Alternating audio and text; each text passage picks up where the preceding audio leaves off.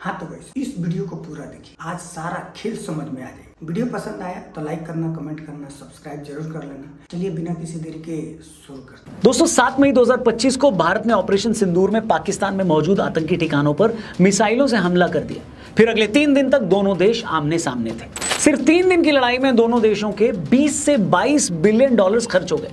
मतलब भारतीय रुपए में दोनों देशों के 2.25 लाख करोड़ रुपए फूंक गए।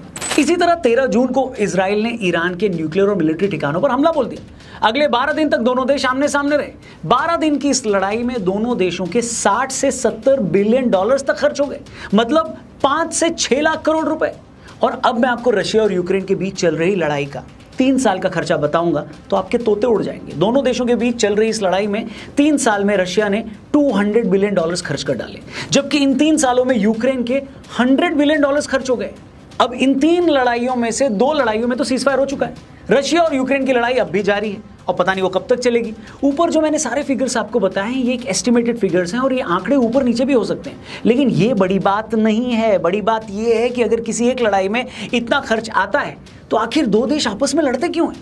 और ये तो मैं सिर्फ खर्चे की बात कर रहा हूं, इसमें अगर आप मरने वाले लोगों को भी जोड़ लें तो उनकी जान की तो कोई कीमत ही नहीं है। फिर भी सवाल यह है कि जिस जंग में इतने अरबों डॉलर लगते हैं, जहां एक मिसाइल मिलियन डॉलर तक की होती है, फिर ऐसी क्या वजह है कि दुनिया में हर वक्त देश लड़ते रहते हैं? क्या ये लड़ाइयां अपने आप हो जाती हैं या इसके पीछे दुनिया की आर्म्स लॉबी का बड़ा हाथ होता है? आखिर क्या वजह है जो अमेरिका दुनिया में हथियारों का सबसे बड़ा एक्सपोर्टर है, वही दुनिया की हर लड़ाई के पीछे भी है?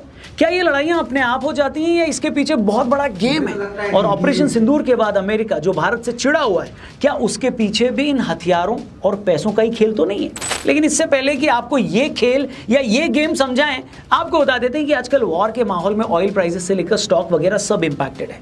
पर आप क्रिप्टो मार्केट को देखो तो वो ग्रो कर ही जा रहा है। सवाल ये है कि इन्वेस्ट कैसे करें क्रिप्टो में, और आपको मैं बताने वाला हूं एक बढ़िया प्लेटफॉर्म के बारे में। कॉइनस्विच इंडिया के सबसे बड़े क्रिप्टो एक्सचेंजेस में से एक है और ये इंडिया का एक पहला अकेला ऐसा प्लेटफॉर्म है जो स्पॉट, फ्यूचर्स और ऑप्शंस तीनों जगह की ट्रेडिंग एक ही जगह पर ऑफर करता है। कॉइनस्विच फ्यूचर्स पर मिलता है सबसे कम ट्रेडिंग फीस, 500 प्लस कॉन्ट्रैक्ट्स और 100x तक का लेवरेज। मतलब अगर आपके पास 1000 रुपए हैं तो आप 1 लाख तक की पोजीशन ले सकते हो, और अगर आप 100x लेवरेज यूज करते हो तो आपका प्रॉफिट भी 100x तक बढ़ सकता है। सबसे अच्छी बात, फ्यूचर्स ट्रेडिंग पर टीडीएस नहीं लगता। अगर आप फ्यूचर ट्रेडिंग में नए हो और कॉइनस्विच पर पहली बार ट्रेड कर रहे हो तो आपको मिलता है पहले 30 दिन तक 50% ट्रेडिंग फी रिबेट, और अगर आप कॉइनस्विच ऑप्शंस पर ट्रेड करते हो तो आपको मिलता है 100% ट्रेडिंग फी रिबेट पहले 30 दिन के लिए।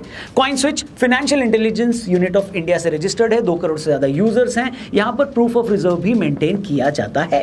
Total customer crypto holdings 2600 crore से ज्यादा और total CoinSwitch crypto holdings 3000 crore. ये दिखाता है इनकी स्ट्रॉन्ग फाइनेंशियल हेल्थ को। अब मैं कहूंगा आपसे, क्रिप्टो बुल मार्केट का फायदा उठाओ। Start using CoinSwitch to avail 100% trading fee rebate for first 30 days. Link description और पिन कमेंट में दिया है। वीडियो में आगे बढ़ते। Crypto products and NFTs are unregulated and can be highly risky. There may be no regulatory recourse for any loss from such transactions. दोस्तों John पिगलर की एक मशहूर डॉक्यूमेंट्री है the war you don't see. इस documentary में साफ दिखाया गया है कि किस तरह मीडिया, सरकारें और आर्म्स लॉबी ये सब मिलकर दुनिया में होने वाली किसी भी लड़ाई को जस्टिफाइड ठहराते हैं, फिर चाहे उस लड़ाई की जरूरत हो या ना हो। मैं आपको कुछ एग्जांपल्स देता हूं। 9/11 के हमले के बाद अमेरिका ने अल कायदा को खत्म करने के लिए अफगानिस्तान पर हमला कर दिया।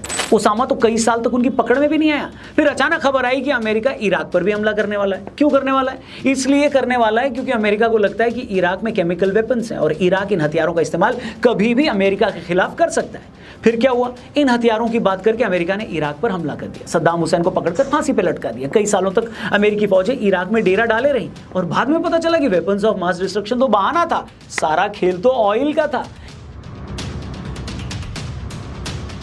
इसी तेल के खेल के कारण हैलिबर्टन, लॉकहीड मार्टिन और रेथियॉन जैसी बड़ी कंपनियों को अरबों डॉलर के कॉन्ट्रैक्ट्स दिए गए। अब दूसरा एग्जांपल देखो, इसे समझना हम भारतीयों के लिए ज्यादा इंपॉर्टेंट है। आपने देखा होगा ऑपरेशन सिंदूर के बाद से अमेरिका लगातार भारत से नाराज क्यों लग रहा है? ऐसा लग रहा है कि वो किसी बात पर चिढ़ा हुआ है। उस चिढ़ के पीछे भी असली कारण हथियार और पैसा ही है। इसे आप ऐसे समझिए कि अमेरिका पूरी दुनिया का सबसे बड़ा आर्म्स एक्सपोर्टर है, इसमें कोई दो राय नहीं है। अमेरिका एक मिलिट्री सुपर पावर है। अमेरिका का डिफेंस बजट $1 ट्रिलियन के बराबर है। मतलब बाकी सारी दुनिया जितना मिलाकर अपनी सिक्योरिटी पर खर्च करती है उसका 1/3 से ज्यादा अकेले यूएस कर देता है। अमेरिका पूरी दुनिया का सबसे बड़ा डिफेंस एक्सपोर्टर भी है। दुनिया में जितने भी हथियार बेचे जाते हैं 40% अकेले यूएस बेचता है। यहीं पर सबसे बड़ा पेच है। यूएस की प्रॉब्लम यह है कि सारी दुनिया मुझसे हथियार खरीदती है, यहां तक कि नाटो के देश भी अपने 67% हथियार यूएस से खरीदते हैं। इजराइल, जिसकी खुद की डिफेंस टेक्नोलॉजी इतनी सॉलिड है, वो भी अपने 30% हथियार यूएस से खरीदता है। मगर भारत, जो दुनिया का सबसे बड़ा आर्म्स इंपोर्टर है, वो अपने सिर्फ 10 से 15% हथियार ही यूएस से खरीदता है। और आज भी भारत अपने सबसे ज्यादा हथियार रशिया से खरीदता है। इसे आप ऐसे समझिए कि भारत अपनी डिफेंस नीड्स का 40-50% तक हथियार खुद अपने देश में बनाता है, बाकी 50% इंपोर्ट करता है। अब इस 50% में भारत सबसे ज्यादा हथियार रशिया से खरीदता है। भारत अपने टोटल डिफेंस इंपोर्ट का अकेले 50% रशिया से खरीदता है। भारत रशिया से मिग और सुकोई जैसे विमान खरीदता है, T-90 टैंक्स खरीदता है। भारत का एयर डिफेंस सिस्टम S-400 भी रशिया से खरीदा हुआ है। अब ये सारी बातें यूएस को हजम नहीं होती। यूएस को असली तकलीफ तब हुई जब भारत ने उसके F-35 एयरक्राफ्ट को इग्नोर करके फ्रांस से रफाल खरीद लिए। आज हालत यह है कि फ्रांस रशिया के बाद भारत का सबसे बड़ा आर्म सेलर है। Stockholm International Peace Research Institute यानी सिपरी की रिपोर्ट कहती है कि भारत ने 2019 से 2023 के बीच 40 से 50 बिलियन डॉलर्स के हथियार खरीदे हैं और इस सारी बाइंग में हमने यूएस से सिर्फ 4 से 5 बिलियन डॉलर्स की परचेसिंग की है।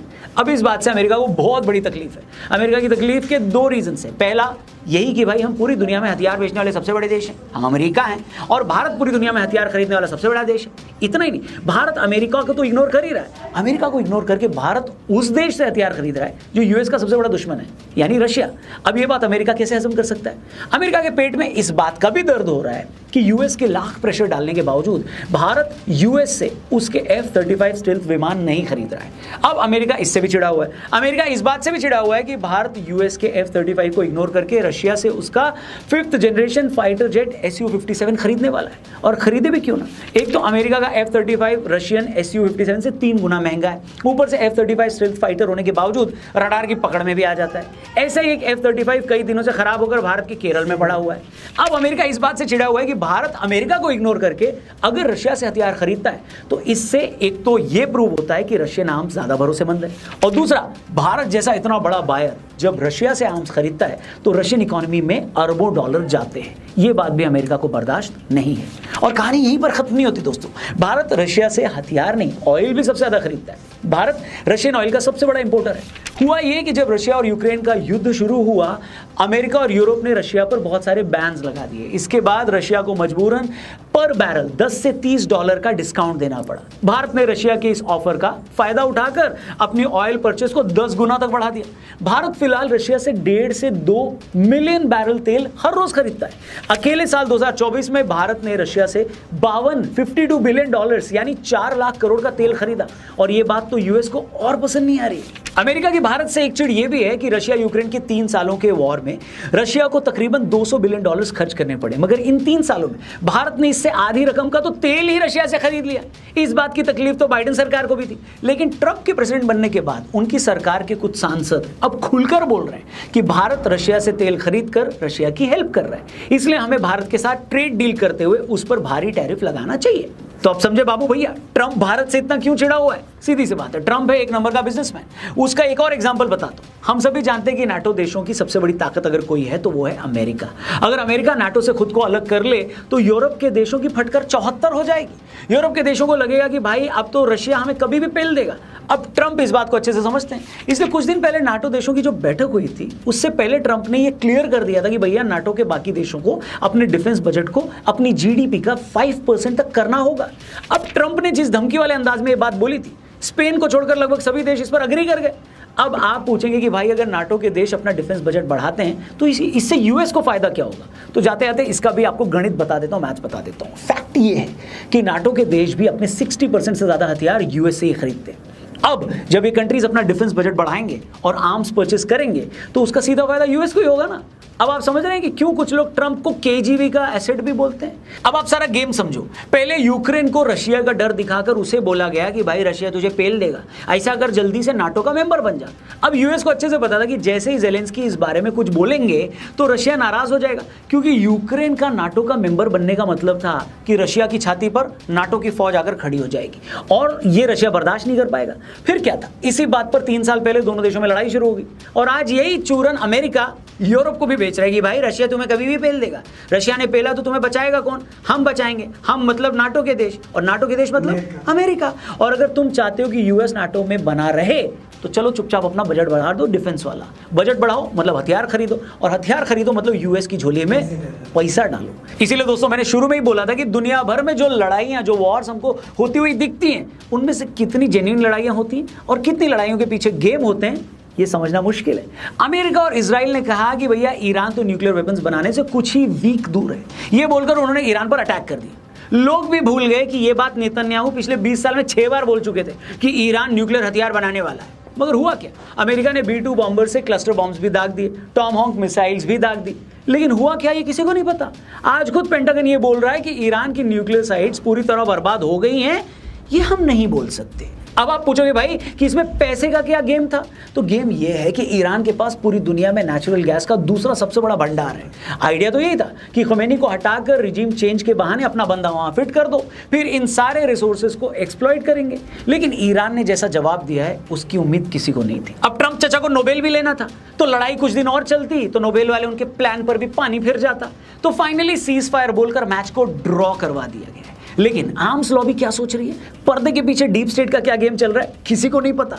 पर इतना क्लियर है भाई लोगों कि सारी दुनिया में गेम पैसे का ही है। इसलिए अगर आप भी पैसे के गेम में चैंपियन बनना चाहते हो तो उदास नहीं होने का। जाते जाते फिर से याद दिला दूं, डिस्क्रिप्शन और पिन कमेंट में लिंक दिया है, जल्दी से कॉइन स्विच को डाउनलोड कीजिए और स्मार्ट इन्वेस्टर बनिए। वीडियो अगर आपको पसंद आई हो तो इसे अपने दोस्तों से जरूर शेयर करना। क्या लगता है आपको, क्या भारत को रशिया से दोस्ती तोड़कर अमेरिका के नजदीक जाना चाहिए या पुराने दोस्त रूस पर ही भरोसा करना चाहिए? जो भी हो आपका जवाब कॉमेंट करके बताना। चैनल को सब्सक्राइब करना। जल्दी मिलते हैं एक और अमेजिंग वीडियो के साथ। Thank you for watching. जय हिंद, वंदे मातरम। हाँ तो गाइस, आज का वीडियो कैसा लगा कमेंट करके जरूर बताइएगा। और हाँ, वीडियो पसंद आया हो तो लाइक कर लेना और चैनल को सब्सक्राइब कर लेना। मिलते हैं अगले वीडियो में, तब तक के लिए नमस्कार।